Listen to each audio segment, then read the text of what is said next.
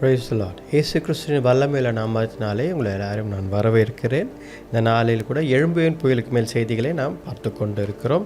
இன்றைக்கு நாம் பார்க்க போகும் வசனம் பார்த்தீங்க அப்படின்னா யோவான் 21 அதிகாரம் 10 வசனம். பார்த்தீங்கன்னா இந்த இடத்துல ஆண்டவர் உயிர் தெழுந்திருக்கிறார். சரிங்களா? ஆண்டவர் உயிர் தெழுந்து விட்டார். ஆனால் சீஷர்களுக்கு நம்பிக்கை இல்லை. சீஷர்கள் என்ன செய்கிறாங்கன்னா, முதல் பேதுரு என்ன பண்ணுறாரு அப்படின்னா, நான் மீன் பிடிக்க போகிறேன்றார். அவரை பார்த்த உடனே பின்னாடி இருந்து கூட இருந்தவங்களாம், நாங்கள் மட்டும் என்ன பண்ண போகிறோம், நாங்களும் வரோம் அப்படின்னு சொல்லிட்டு மீன் பிடிக்க அவர்களும் அவங்க கூடவே பின்னாடி போயிடுறாங்க. பாருங்கள், இது ஒரு பெரிய என்ன சொல்கிறதுனா, கடைசி வரைக்கும் காத்திருந்து பெற்றுக்கொள்வதை விட்டுவிட்ட சீஷர்கள். அவங்களுடைய மனநிலைமை அவர்கள் ரொம்ப பயந்தவர்களாக இருந்தார்கள். அப்புறம் கொஞ்ச நாள் பொறுத்து பயம் போன பிறகு அவர்கள் எதுக்காக வெயிட் பண்ணுறோம், இனிமேல் நம்ம வெயிட் பண்ணி என்ன பண்ண போகிறோம், தேவையில்லை, ஆண்டவர் சொன்னதை செய்யலை, நம்ம போகலாம் அப்படின்னு சொல்லி ஒரு விரக்தியில் அவங்க என்ன பண்ணுறாங்கன்னா மறுபடியும் மீன் பிடிக்க செல்கிறார்கள். அவங்க மீன் பிடிக்கிறவங்களாக தான் இருந்தாங்க. பேதுரு மீன் பிடிக்கிற ஒரு ஃபிஷர்மேனாக தான் இருந்தார். பேதுரு அவர் மீன் பிடிக்கிறவராக இருந்து ஆண்டவர் அவரை ஊழியத்தில் அழைத்தார், அவரோடு அழைத்தார், ஃபாலோ மீன் கூப்பிட்டார், அவர் வந்தார். ஆனால் இந்த 3 ஆண்டுகளாக ஆண்டவர் இயேசு கிறிஸ்து பின்னாடி போன பிறகும் கூட அவர் மறித்து விட்டார் என்ற ஒரு செய்தியை பார்த்த பிறகு, ஒரு நிகழ்ச்சியை பார்த்த பிறகு என்ன பண்ணுறாங்கன்னா, அவங்க மனம் இழந்து போய்விட்டு மறுபடியும் அவங்க என்ன செய்து கொண்டு இருந்தாங்களோ அதுக்கே போயிடுறாங்க, ஒரு விரக்தியில் போய்விடார்கள். பாருங்கள், நம்ம வாழ்க்கையில் நிறைய பேர் இந்த மாதிரி ஆண்டவர்கிட்ட நம்ம ஜெபிக்கிறோம், வைராக்கியமாக நிற்கிறோம். நிறைய பேர், ஆண்டவரே இதை என் வாழ்க்கையில் நீங்கள் செய்தே ஆக வேண்டும்னு சொல்லிட்டு ரொம்ப ஒரு ஃபயராக இருக்கிறோம். நான் இல்லைன்னு சொல்லலை. ஆனால் என்ன விஷயம் அப்படின்னா, டிலே ஆக நமக்கு என்ன ஆகுது அப்படின்னா, சரி நம்ம தெரிஞ்சதை பண்ணுவோம், நமக்கு என்ன இது நம்ம வெயிட் பண்ணி பார்த்தா ஆண்டவர் செய்ய மாட்டார் போல இருக்குது, இனிமேல் நம்ம வெயிட் பண்ணி பிரயோஜனம் இல்லை அப்படின்னு சொல்லிட்டு நம்ம நிறைய பேர் ஆண்டவர் செய்ய வரும்பொழுது அந்த லாஸ்ட் மினிட்ஸில் விட்டு போயிடும். பாருங்கள், இன்றைக்கி செய்தி இதுதான். ஆண்டவர் இந்த 10 வசனத்தை நான் உங்களுக்கு வாசிக்கிறேன். Jesus said to them, bring some of the fish you have just caught. இது ஒரு அற்புதமான ஒரு வார்த்தை. பாருங்க, சீஷர்கள் மீன் தேடுறாங்க, வலை வீசி நைட்டெல்லாம் தேடுறாங்க, கிடைக்கல. மீன் பிடிக்கிறவர்களுக்கு தெரியும் மீன் எப்போ பிடிக்கணும், எல்லாமே நைட்டில் தான் பிடிப்பாங்க. ரைட்டாக? பகல் நேரத்தில் மீன் பிடிக்கவே மாட்டாங்க, நைட்டில் தான் ஃபுல்லாக மீன் பிடிப்பாங்க. அதை தான் இவங்களும் செஞ்சாங்க. ஒரே ஒரு மீன் கூட அவங்களுக்கு மாட்டவே இல்லை. பாருங்கள், அப்போது இவர்கள் திருப்பி மறுபடியும் கரைக்கு வந்துன்னு இருக்காங்க. அப்போது கரையில் ஆண்டவர் இயேசு கிறிஸ்துவை பார்க்குறாங்க. ஆனால் அவர்களுக்கு இயேசு கிறிஸ்து ஆண்டவர் தான் என்று அவங்களுக்கு அடையாளம் தெரியல. அவங்க என்ன நினைக்கிறாங்கன்னா யாரோ ஒருத்தர். ஆனால் ஆண்டவர் இயேசு கிறிஸ்து என்ன சொல்கிறாருன்னா, கையை காட்டி வலையை உங்கள் ரைட் சைடில் போடுங்க அப்படின்றார். வலையை உங்கள் ரைட் சைடில் போடுங்கன்னு சொன்ன உடனே அவர்கள், யார் இது என்னோ சொல்கிறாரே, சரி சொல்கிறாரே அப்படின்னு சொல்லிட்டு வலையை எடுத்து ரைட் சைடில் போடுறோம். வலையை எடுத்து ரைட் சைடில் போட்ட பிறகு ஏராளமான மீன் அந்த நெட்டில் பிடிக்கிறாங்க. 2 போட்டு ஃபுல்லாக பிடிக்கிறாங்க. அவர்களை இழுக்க முடியாமல் பக்கத்தில் போட்டு கூப்பிட்டு இழுக்கிறாங்க. பாருங்கள், அப்பொழுது பேதுரு ஞாபகம் வந்துச்சு. ஆரம்பத்தில் ஒரு நிகழ்ச்சி நடந்தது, அதே நிகழ்ச்சி இப்போ நடக்குது. இது ஒருவரால் தான் சாத்தியம். இயற்கைக்கு அப்பாற்பட்ட விஷயத்தை செய்யக்கூடியவர் ஆண்டவர் இயேசு கிறிஸ்துவான். அவர் ஒருவரால் தான் இது முடியும்னு சொல்லிட்டு டக்குன்னு ரியலைஸ் பண்ணிடுறார். உடனே தண்ணியில் குச்சி நீந்தி ஆண்டவரிடத்தில் வருகிறார். பாருங்கள், இயற்கைக்கு அப்பாற்பட்ட விஷயத்தை யாரால் செய்ய முடியும்? ஆண்டவர் இயேசு கிறிஸ்துவால் மட்டும்தான் செய்ய முடியும்.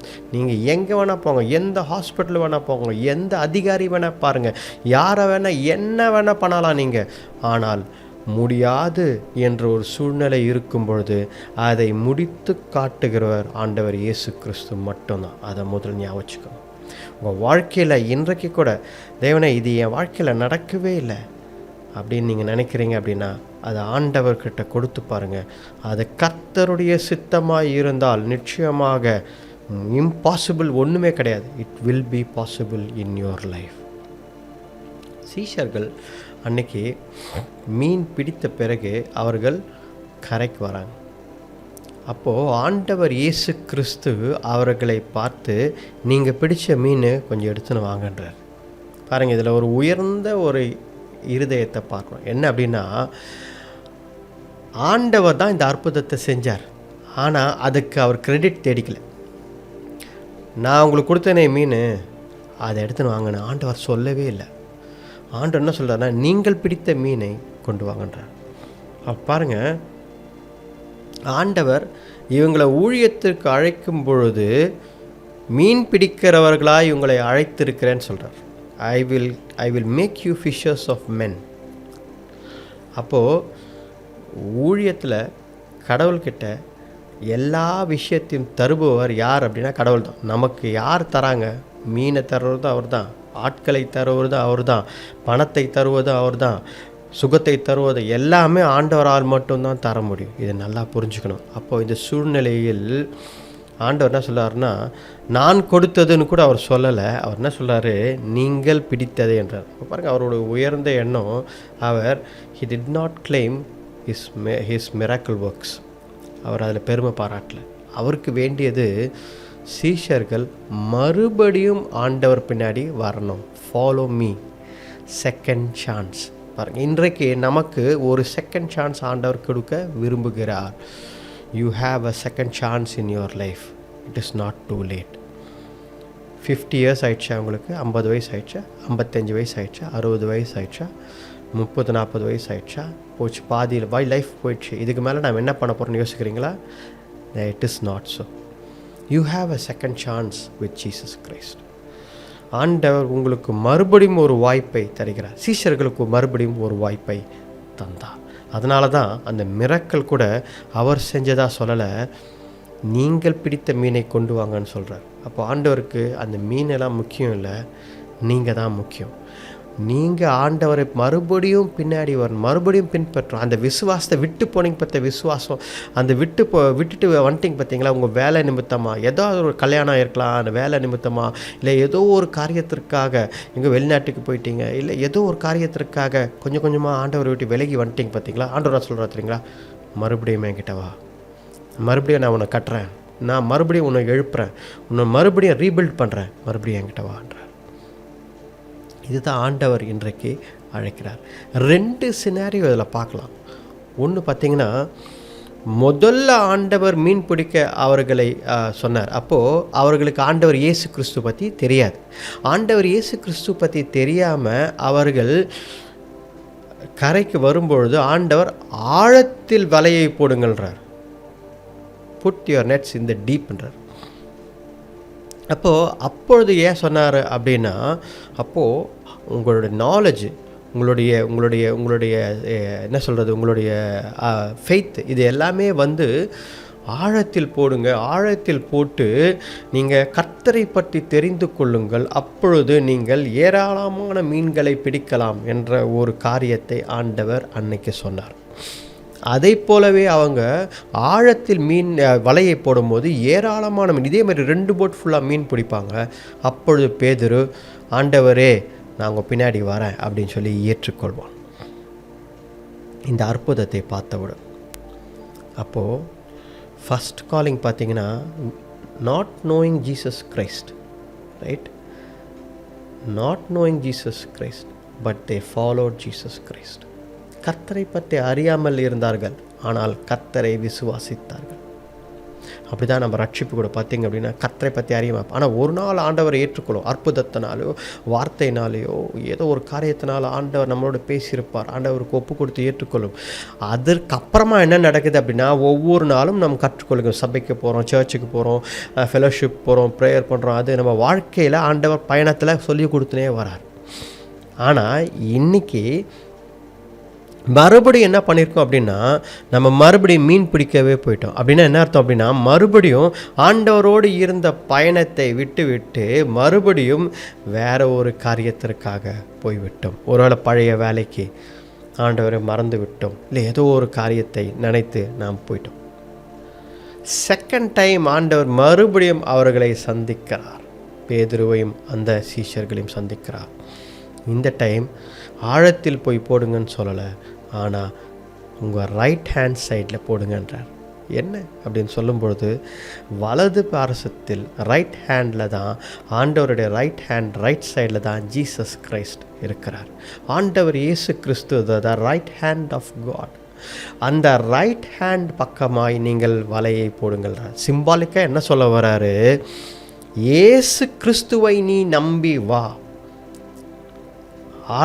ஆழம் இன்னைக்கு நீ அறிந்து கொண்ட, நீ ஆண்டவர் இயேசு கிறிஸ்துவை தெரிஞ்சு கொண்ட. ஆனால் மறுபடியும் ஸ்லோவாக வாழ்க்கையில் ஒரு சில காரியங்கள், பயங்கள், ஒரு சில காரியங்கள் அப்படியே டிலே வெயிட்டிங் பீரியட் அதிகமாகுது. ஆண்டவர் செய்வாரா செய்ய மாட்டாரா அப்படின்னு டிலே நம்ம ஸ்லோவாக ஆண்டவர்கிட்ட வேலைக்கு போயிட்டோம். சரி, நடக்கும்போது பார்த்துக்கலாம், செய்யும் போது பார்த்துக்கலாம், ஆண்டவர் செஞ்சால் தான் செய்வார், நம்ம வேலையை பார்க்கலாம் அப்படின்னு சொல்லிட்டு நீங்கள் போயிருக்கலாம்.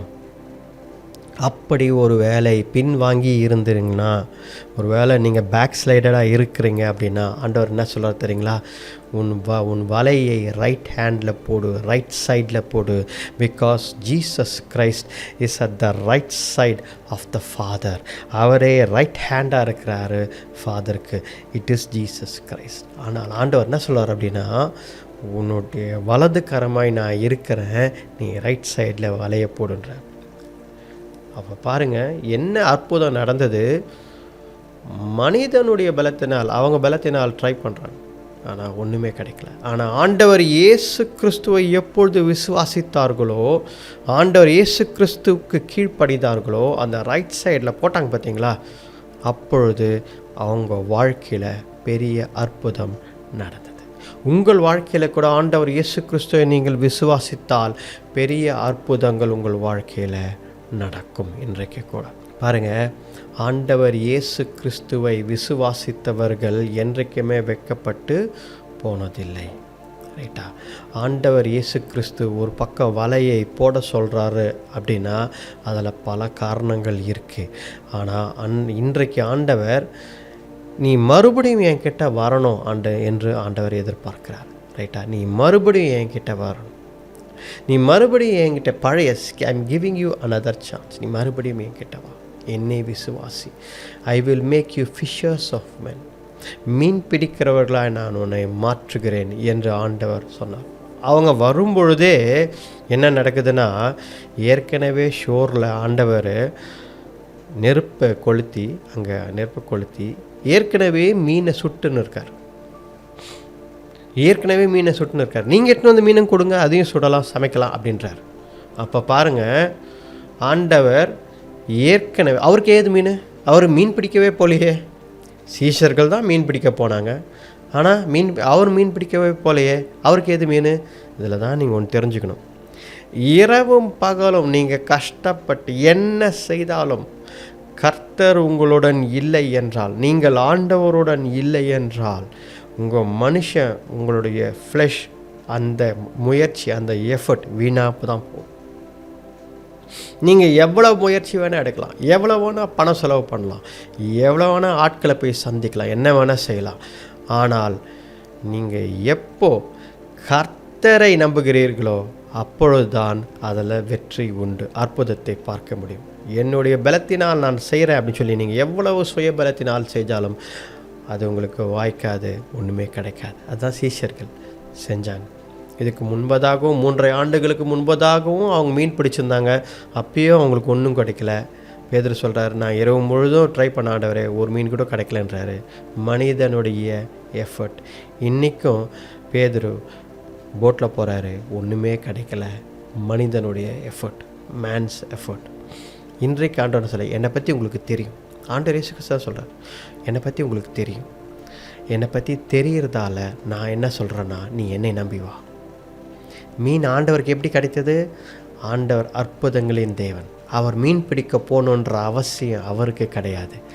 கரையிலேருந்து கூட மீன் தானாக வந்து ஆண்டவர் கையில் மடியிலே வந்திருக்கும் மீன், இல்லை வானத்துலேருந்து விழுந்திருக்கும், இல்லை ஆண்டவரால் மீன் எப்படி வேணால் கொண்டு வந்திருக்க முடியும். அவர் ஆண்டவர். அவர் உங்களை போஷிக்கணும்னு யோசித்தா, அவர் உங்களுக்கு உணவு கொடுக்கணும், உங்களுக்கு ஒரு கடனை தீர்க்கணும், இல்லை உங்களுக்கு சீட்டை கொடுக்கணும், இல்லை உங்களுக்கு ப்ரொமோஷன் கொடுக்கணும், இல்லை உங்களுக்கு ஒரு வாய்ப்பை கொடுக்கணும் ஆண்டவர் யோசிக்கிறார்னா அவர் எப்படி வேணாலும் தருவார். இப்படி தான் தருவார்ன்ற அவசியம் கிடையாது. மனிதர்கள் நம்ம தான் ஓடுறோம், நம்ம எஃபர்ட்டை போடுறோம், அது ஆகவே ஆகாது. நாம் எப்பொழுது கர்த்தரை நம்புகிறோமோ, எப்பொழுது ஆண்டவரை நம்புகிறோமோ, அப்பொழுது ஆண்டவர் அதை செய்து கொடுப்பார். அதனால தான் பார்த்தீங்கன்னா ஆண்டவர் ஏற்கனவே கரையில் மீன் வச்சிருக்கிறார். ஏற்கனவே உங்களுக்கு அவர் செய்து விட்டார். ஏற்கனவே ஆண்டவர் உங்கள் வாழ்க்கையில் அற்புதங்களை செய்ய ரெடி ஆயிட்டார். அவர் செய்து விட்டார். He is already made miraculous things in your life. நம்ம தான் விசுவாச கண்களை திறந்து பார்க்கணும். அதை விசுவாச கண்களை உங்கள் ஃபெய்த் ஐஸை திறந்து பாருங்கள். அப்போது டெஃபினட்டாக அது தெரியும் உங்கள் கண்ணுக்கு. ஆஹா, இவ்வளோ நாள் நம்ம மீன் பிடிச்சிருந்தோம், ஆனால் ஆண்டவர் ஏற்கனவே கரையில் நமக்காக மீன் வச்சுருக்கிறாரு. நம்ம கடவுள் பின்னாடி போகிறது தான் கரெக்டு, இயேசு கிறிஸ்து பின்னாடி போகிறது தான் கரெக்டு. மனிதனுடைய தயவோ மற்றதோ நமக்கு வேஸ்ட்டு அப்படின்னு சொல்லி தெளிவாக நீங்கள் புரிந்து கொள்ள வேண்டும். அது இன்றைக்கே செய்வோமா? கர்த்தர் உங்களை ஆசீர்வதிப்பார். ஜெபிப்போம். ஆண்டவரே இயேசுவே, அப்பா அம்மை துதிக்கிறோம். கர்த்தாவே, எங்கள் ஆண்டவர் இயேசு கிறிஸ்துவே, இந்த நாளில் கூட கர்த்தாவே எங்களுக்கு இந்த வாய்ப்பை இந்த வசனம் மூலமாய் பேசி எங்களுக்கு கற்றுத்தந்ததுக்காக நன்றி. Second chance Lord, second chance Lord. இரண்டாம் வாய்ப்பு எங்களுக்கு தாங்க ஆண்டவரே, இரண்டாம் வாய்ப்பை தாங்க ஆண்டவரே, எங்களுக்கு வேணும் ஆண்டவரே. தேவரே, நாங்கள் ரொம்ப தூரம் வந்துட்டோம் ஆண்டவரே. எங்களுடைய எஃபர்ட்டு முயற்சி எல்லாம் செஞ்சு செஞ்சு செஞ்சு ஒன்றும் கிடைக்கல ஆண்டவரே, ஒன்றுமே கிடைக்கல. ஒரு மீன் கூட ஒன்றுமே. ஆனால் தேவரீர் அப்பா, நாங்கள் உங்கள் கூட இருக்கும்பொழுது நீங்கள் எல்லாமே கொடுத்தீங்க, எங்களை போஷித்தீங்க, எங்களை ஆசீர்வதித்தீங்க, எங்கள் தேவைகளை எல்லாம் சந்திச்சிங்க. ஆனால் இன்றைக்கி நாங்கள் ரொம்ப விலைக்கு போயிட்டோம் ஆண்டவரே. ஆண்டவரே, எங்களுக்கு மறுபடியும் ஒரு வாய்ப்பை தாங்க ஆண்டவரே. உம்மோடு நெருங்கி பழகும் தேவரீர் அப்பா. நீர் எங்களுக்கு ஏற்கனவே கரையில் மீன் வச்சுருக்கீங்க. நாங்கள் தான் முட்டாள்தனமாக சுற்றி சுற்றி போயிடும். தேவரீர் ஆகாரத்தையும் எல்லாவற்றையும் நீங்கள் தருவீங்க. நாங்கள் எதற்கும் கவலைப்பட வேண்டிய அவசியம் கிடையாது ஆண்டவரே. வழிநடத்தி பலப்படுத்து. இன்றைக்கே ஆண்டவர்கிட்ட கேட்போம் நம்ம, ஆண்டவரே என்னை வழிநடத்துங்க, நான் உம்முடைய பிள்ளை, நான் உம்மை விசுவாசிக்கிறேன், இரண்டாம் வாய்ப்பை எனக்கு தாங்க ஆண்டவரே.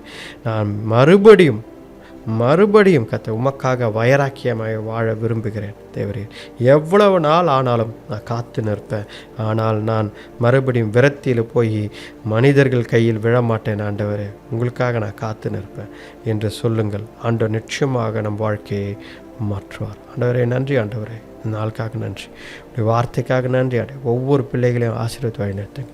இந்த ஜெபத்தை மீட்பர் ரட்சகர் எங்கள் ஆண்டவர் இயேசு கிறிஸ்துவின் வல்லமையுள்ள நாமத்தில் வேண்டிக் கொள்கிறோம், ஜீவனுள்ள நல்ல பிதாவே. Amen, amen. Praise the lord, price.